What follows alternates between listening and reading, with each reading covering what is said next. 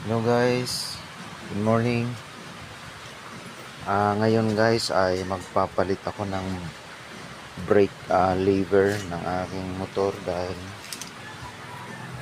maalog na siya guys, dahil matagal na rin na panahon. So 6 years na kabilaan yan. Pag nalubak, naalog na siya. So share ko lang sa inyo guys kung sakasakali magpalit kayo ng inyong brake lever. So una natin gagawin, luwagan natin yung sa ibaba sa may gulong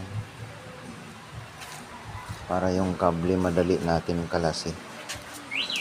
Sa combi brake kasi guys, mayroong kable dito.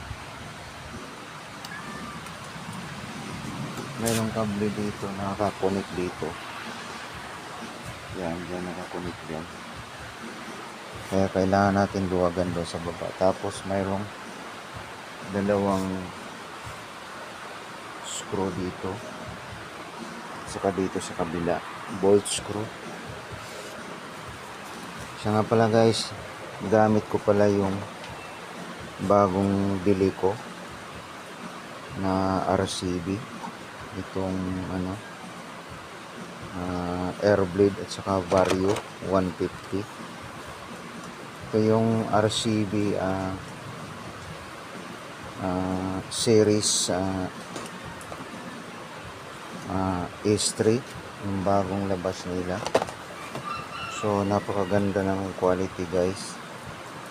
So kung gusto nyong mag-try nito, maire-recommend ko sa inyo ito. Sana swak na swak siya sa Click 150 natin na version to. So tara guys, umpisa na natin. Kakat ko muna yung video at mamaya papakita ko sa inyo yung finished product natin.